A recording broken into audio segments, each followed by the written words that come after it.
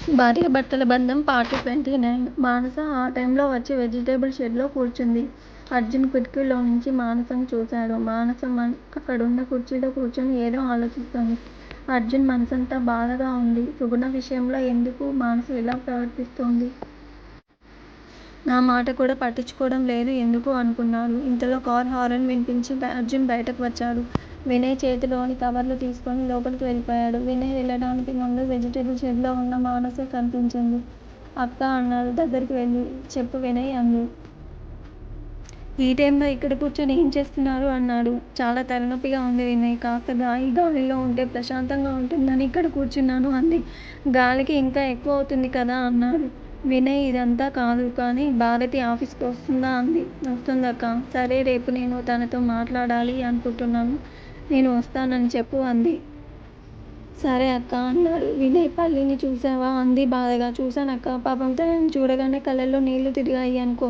ఏంటో తన జీవితం అనిపించింది అన్నాడు. రేపు నేను పల్లిని కూడా చూడాలి అంది. సరే అక్క ఉదయాన్నే వచ్చేస్తాను అన్నాడు. సరే గాని మనం ఆటోలో వెళ్దాం కార్లో వద్దు అంది. వినయ్ విచిత్రంగా చూశాడు మానస వైపు. కానీ ఏమీ అడగలేక సైలెంట్ అయిపోయాడు. సరే వినయ్ ఈ టైంలో ఎలా వెళ్తావు గానీ వెళ్ళి పల్లి రూమ్లో పడుకో అంది. పర్లేదక్క కార్లోనేగా వెళ్ళిపోతాను అన్నాడు. వినయ్ నువ్వు కూడా విసిగించకు ప్లీజ్ అంది. వినయ్ ఏం మాట్లాడకుండా లోపలికి వచ్చేశాడు. పల్లి రూమ్లోకి వెళ్తూ కిచెన్ వైపు చూశాడు. సుగుణ తింటుంటే అర్జున్ కూర్చొని మాటలు చెప్తున్నాడు. అది చూడగానే వినయ్కి చాలా కోపం వచ్చింది. కానీ ఏం చేయలేక సైలెంట్గా రూమ్లోకి వెళ్ళిపోయాడు. సుగుణ తినడం పూర్తయ్యాక అర్జున్ లేచి వెజిటేబుల్ షెడ్లోకి వచ్చాడు. మానస కళ్ళు మూసుకొని ఆలోచనలో ఉంది. మానస అన్నాడు. అంది కళ్ళు తెరిచి. అతని వైపు చూసి రా లోపలికి వెళ్దాం అన్నాడు. నేను తర్వాత వస్తాను నువ్వు వెళ్ళు అంది. చలిగా ఉంది. మంచు కూడా పడుతుంది. మానస మళ్ళీ జ్వరం వస్తుంది. అర్థం చేసుకో రా లోపలికి అన్నాడు. అర్జున్ ప్లీజ్ నాకు తెలుసు. కానీ నేను ఇప్పుడప్పుడే లోపలికి రావాలని అనుకోవడం లేదు. అయినా ఈ ఇంట్లో నా స్థానం ఏంటో తెలియకుండా ఇంట్లో ఉండడం బాగుండదు. కానీ నాకు ఇక్కడే బాగుంది. నువ్వెళ్ళు అంది. మానస ప్లీజ్ ఎందుకు ఏదేదో ఊహించుకొని బాధపడతావు? నీ స్థానం ఏంటో నీకు తెలీదా? ఎందుకు నన్నిలా బాధ పెడుతున్నావు అన్నాడు. నీకెందుకు అర్జున్ బాధ? నీకు కావాల్సిన వాళ్ళు ఇంట్లోనే ఉన్నారు కదా. మరి ఇంకెందుకు నీకు బాధ అంది. మానస నా గురించి ఎవరు ఏం మాట్లాడినా పర్లేదు. కానీ నువ్వు ఇలా మాట్లాడకు. నేను తట్టుకోలేను అన్నాడు. మానస ఏం మాట్లాడలేదు. సైలెంట్గా ఉండిపోయింది. రా మానస ప్లీజ్ లోపలికి వెళ్దాం అన్నాడు. నువ్వు ఎన్నిసార్లు అడిగినా నా సమాధానం ఒకటే అర్జున్. నాకు రావాలని లేదు. అనిపించినప్పుడు వస్తాను. నువ్వు వెళ్ళు అంది. అర్జున్ బాధగా తలదించుకున్నాడు. వినయ్ ఎక్కడున్నాడు అన్నాడు. పల్లి రూమ్లో అంది. అర్జున్ అక్కడి నుండి వెళ్ళిపోయాడు. కాసేపటికి కారులో బయటికి వెళ్ళిపోయాడు. అర్జున్కు చాలా బాధేసినప్పుడు అలా వెళ్ళిపోవడం అలవాటే కదా. కాబట్టి మానస పెద్దగా పట్టించుకోలేదు.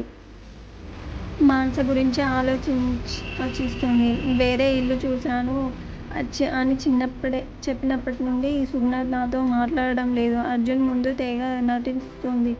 ఎందుకు ఇలా చేస్తుంది? అసలు సుగుణ మనసులో ఏముంది అనుకుంది. ఆలోచిస్తూ బయటే నిద్రపోయింది మానస. అర్ధరాత్రి దాటిన తర్వాత అర్జున్ తిరిగి వచ్చాడు. రాగానే వెజిటేబుల్ షెడ్ వైపు చూశాడు. ఇంకా మానస అక్కడే ఉండడంతో పరిగెత్తినట్టుగా మానస దగ్గరికి వెళ్ళాడు. మానస ఓణిని కప్పుకొని మోకాళ్ళ మీద తల పెట్టుకొని పడుకుంది. మానస ఇంకా ఆలోచనలోనే ఉందేమో అనుకొని మానస అన్నాడు అతను బాధగా. మానస పలకలేదు, కదలలేదు. మానస అన్నాడు మళ్ళీ తను కదలలేదు. ఇక్కడే నిద్రపోతున్నావా? ఎందుకు నా మీద ఇంత కోపం మానస అనుకొని మానసను ఎత్తుకోవడానికి ట్రై చేశాడు. మానస టక్కున కళ్ళు తెరిచి అతని వైపు చూసింది. మానస ఒళ్ళంతా చల్లగా తగిలింది అతనికి. ఏం చేస్తున్నావు అంది ఆశ్చర్యంగా. ఇక్కడే నిద్రపోయావు లోపలికి తీసుకెళ్దామని అన్నాడు ఆగి. నేను అడిగానా? ఎందుకు ఇలాంటి పని చేసి నన్ను ఇంకా బాధ పెడతావు అంది బాధగా. మానస ఏమైనా ఉంటే లోపల మాట్లాడుకుందాం రా ప్లీజ్ అన్నాడు. నేను రాను అని చెప్పానుగా అంది. అర్జున్కి చాలా అసహాయతగా అనిపించింది. మానస నేను తప్పు చేశాను అనుకుంటే నా మీద నీ కోపాన్ని చూపించు. అంతేగాని ఇలా నిన్ను నువ్వు శిక్షించుకోకు అన్నాడు. నాకు ఎవరి మీద కోపం లేదు అర్జున్. నా మీద నాకే కోపంగా ఉంది. నేను ఎలా వచ్చాను అన్న విషయం మర్చిపోయినందుకు నా మీద నాకు కోపంగా ఉంది. సుగుణ క్యారెక్టర్ కంటే నా క్యారెక్టర్ ఉత్తమమైంది కాదని తెలిసి నా మీద నాకు కోపంగా ఉంది. భర్తగా నన్ను అర్థం చేసుకుని నా మాట వినాల్సిన వ్యక్తి కూడా సుగుణనే వెనకేసుకు వస్తుంటే నీ విలువ ఇంతేనా అని నా మీద నాకు కోపంగా ఉంది. ఇక్కడ పరాయి వాళ్ళ మీద ఉన్న కోపం తెచ్చుకునేంత సీన్ నాకు లేదు అంది కళ్ళలో నుంచి జారుతున్న కన్నీళ్ళను తుడుచుకుంటూ. నేను నీకు పరాయి వాడినా అన్నాడు అర్జున్ మానస కాళ్ళ దగ్గర కూర్చొని. మానస పక్కకు తిరిగింది. చెప్పు మానస, నేను నీకు పరాయి వాడినా? మన బంధానికి నువ్విచ్చే విలువ ఇంతేనా అన్నాడు బాధగా. అతనికి కూడా కళ్ళల్లో నీళ్ళు నిండిపోయాయి. బంధంలో ఉన్న మనిషికి విలువ లేనప్పుడు బంధానికి విలువ ఎలా వస్తుంది? అతని వైపు చూడకుండానే సరే ముందు లోపలికి పద, అవన్నీ తర్వాత మాట్లాడుకుందాం అన్నాడు. మానసకు ఏమనిపించిందో ఏంటో అతని వైపు కూడా చూడకుండా లేచి లోపలికి వెళ్ళిపోయింది. వచ్చి నేరుగా రూంలోకి వెళ్ళి దిండు దుప్పటి తీసుకుని రూంలో నుంచి బయటకు వచ్చింది. అర్జున్ ఎదురుగా వచ్చి నిలబడ్డాడు. తిప్పుకొని పక్క నుండి వెళ్ళాలి అనుకుంది. కానీ అర్జున్ వదలలేదు. మానస చేతిని గట్టిగా పట్టుకుని రూంలోకి లాక్కు వచ్చేశాడు. మానస వదిలించుకోవాలని చూడలేదు. మానస, ఇక చాలు, నాకు ఓపిక లేదు. నన్ను బాధపెట్టకు, నువ్వు బాధపడకు అన్నాడు. అలాగే అంది. మానసను తన పక్కనే కూర్చోబెట్టుకుని మానస, సుగుణ నీకెందుకు నచ్చడం లేదు? తను నిస్సహాయురాలు. మన సహాయం కోరి వచ్చినప్పుడు సహాయం చేయడం మన బాధ్యత కాదా? నువ్వెందుకు అర్థం చేసుకోవడం లేదు అన్నాడు. నేను అర్థం చేసుకోవడం లేదు సరే, మరి నువ్వెందుకు అర్థం చేసుకోవడం లేదు? తన వల్లేగా మన మధ్య గొడవలు. తను అనుకున్నది సాధిస్తోంది. తను నీకోసమే వచ్చి మళ్ళీ ఇక్కడ చేరింది. ఆ జగదీష్ చూస్తే ఒక్కరోజు ఇంట్లో ఉంటే వారం రోజులు మరీ ఊరి మీద పడి తిరుగుతూ ఉంటాడు. ఇక నువ్వెందుకు వాళ్ళని నేరుగా ఉంచడం లేదు?